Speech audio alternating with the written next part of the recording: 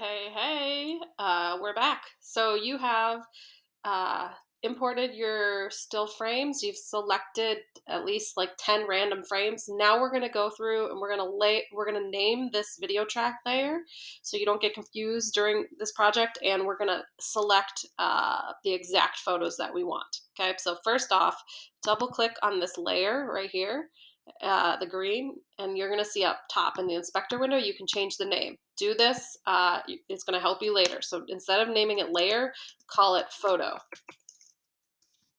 You can call it photo layer, or you can call it reference photos. Reference photos. Okay, anything so you're going to know that this is the layer that contains your photos. I'll just call it photos. Okay, there we go. You notice it's going to change down here. So here's what we're going to do. We're going to look now, and I'm probably somebody who's not confident in editing 10 photos. The more photos you edit, the better and more detailed your animation will be. I might just want maybe like 5 photos. So I'm going to look right now. This first shot is right here. I'm going to look at my second shot, and it looks like this one's kind of similar to my first shot. So I might just actually click on this second shot and delete it because I've already got that shot. Then I'm going to go to my next shot. That one actually looks pretty similar, so I might also click on it and hit delete or backspace on your keyboard.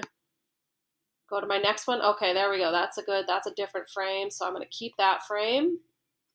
And then I'm going to go to my next frame. That one looks kind of similar, so I'm going to click on that, hit backspace on my keyboard. And you'll notice the length of those clips are getting longer. So I've got shot 2. Shot 3 looks a little different. I like this. I'm going to keep it. Shot 4 looks kind of similar, so I'm going to delete that one. Shot 5 is different, so I'm going to keep that.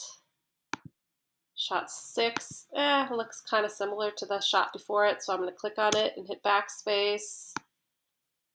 This next shot, that's different, so I'm going to keep it. This next one's different, so I'm going to keep that. This next one is different, so I'm going to keep it. And then this last one looks very similar to this, so I'm going to delete this last shot. And I might actually, this shot, I might slide things around and lengthen some of the clips so that your animation will be long enough. Okay, so now I can count. I've got shot 1, shot 2, shot 3, shot 4, shot 5, shot 6, shot 7. Okay, so that means for my animation, I'm going to be editing 7 photos. That's fine for me. I think I can manage it. Remember, the requirement is only 5 to 10. The more frames you do, the better your animation. So at this point, you should just check your timeline, make sure you have enough frames, and label your timeline so that you it says reference photos. And then you're going to lock this layer by clicking on this button right here, lock layer. Okay, that means you're not going to mess with this layer anymore.